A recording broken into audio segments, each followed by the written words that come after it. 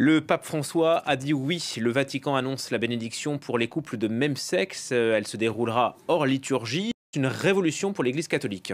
C'est sans doute une annonce qui fait l'effet d'un coup de tonnerre, une annonce très attendue et réclamée par les collectifs représentants de la communauté homosexuelle catholique depuis des années. Ils poussaient pour une reconnaissance de la part de l'Église catholique de ces couples homosexuels sous la forme d'une bénédiction. C'est désormais chose faite, une première pour l'Église catholique. Qu'elle suscite la joie ou l'indignation, la déclaration du pape François n'a en tout cas laissé personne indifférent. Dans un extrait du documentaire Francesco, un film consacré au souverain pontife et présenté à la fête du cinéma de Rome mercredi, le pape s'est dit en faveur de la création d'une union civile pour les couples gays. Les personnes homosexuelles ont le droit à une famille. Vous les homosexuels, ne comptez pas sur moi. Si vous venez, je vais vous engager avant de vous... non. Si je vois un homosexuel ou quoi qui venait devant moi pour dire Père Eugène, en tout cas, allez dire le Père Eugène a déjà dit ça, allez dire par lui-même il sait. Non, je ne peux pas. Maintenant, si on veut que je quitte le sacerdoce, venez prendre votre truc là, moi j'ai parti. Je vais vivre ma foi, mais sans ça. C'est nu, sans effet. C'est une confusion. Si dehors ils viennent te voir, il ne faut pas les rejeter, il faut les bénir. Mais quand tu bénis là, ça veut dire que tu es d'accord? Ou bien, on dit non, on bénit voiture, et puis il y a des prêtres de Côte d'Ivoire, que je tais les noms, qui sont en train de dire oui, mais on bénit les voitures, on n'a qu'à les prendre, n'importe quoi.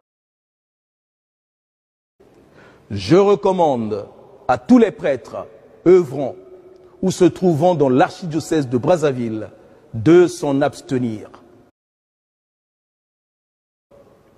Malheureusement, oui, malheureusement, quelques intelligences défient Dieu par leur folie pécheresse quand elles imposent de nouvelles visions idéologiques au nom de l'évolution et du droit, au nom de la globalisation, sans tenir compte des traditions et cultures locales saines qui sont pour ainsi dire en conformité avec l'Évangile.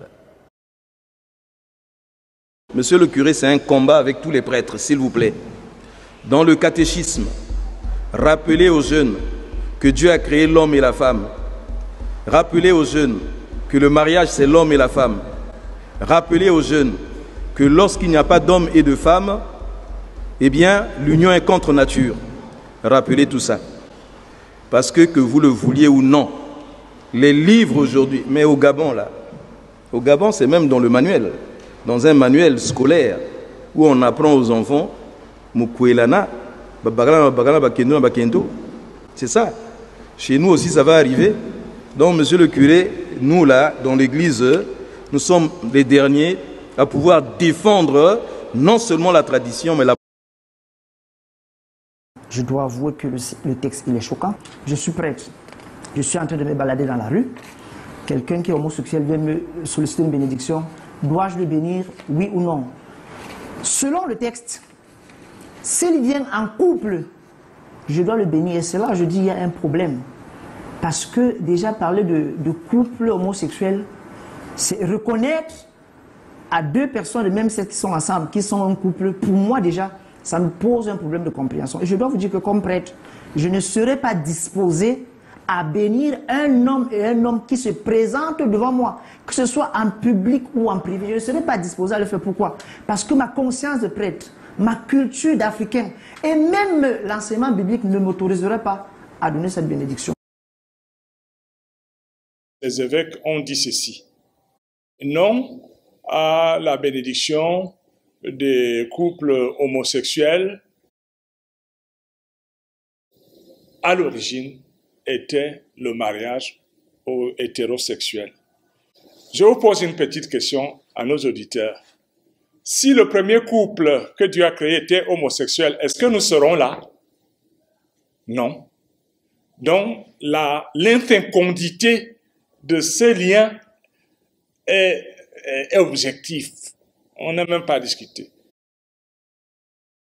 Pourquoi c'est aujourd'hui qu'ils critiquent le pape? Pourtant, ils sont dans la pédophilie depuis des années. Ils sont dans la sodomie depuis des années. L'ordonnation des prêtres, c'est un serment. Quand ils s'allongent là, physiquement, Est-ce que vous savez que vous ne pouvez pas devenir prêtre si vous ne passez pas par la sodomie? Ceux qui deviennent prêtres, c'est les servants de messe qui ont été dociles. Vous ne pouvez pas devenir prêtre si vous n'avez pas été sodomisé. Ce n'est pas possible. Ce n'est pas possible. Donc aujourd'hui, cette hypocrisie des prêtres qui, comme celui d'Abidjan, etc., qui sont au devant de la guerre civile, entre guillemets. On va revenir sur Babylone tout à l'heure. Mais je vous montre comment, depuis Rome, il y avait déjà l'homosexualité. Les catholiques prescrivent aux prêtres de ne pas se marier. Prescrivent aux non religieuses de ne pas se marier. Sœurs, entre guillemets, religieuses de ne pas se marier. Mais entre-temps, ces sœurs religieuses sont lesbiennes. Ces sœurs religieuses couchent avec d'autres sœurs religieuses. Elles sont violées par les prêtres. Les prêtres ne se marient pas. Les prêtres violent les enfants. Et pour être prêtre, il faut d'abord être sodomisé soi-même. Vous pensez que c'est par hasard quand on donne un prêtre, il doit s'allonger? Avez-vous déjà compris pourquoi il s'allonge? Et de plus en plus, les évangéliques, protestants, pentecôtistes prennent aussi la même ordination pastorale. Les gens doivent s'allonger. Ils s'allongent.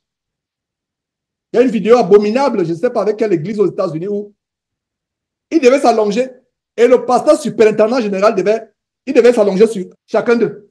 Ils sont face sur terre, chacun allongé et le superintendant doit s'allonger. Voilà ce qui se passe la nuit qui reprennent.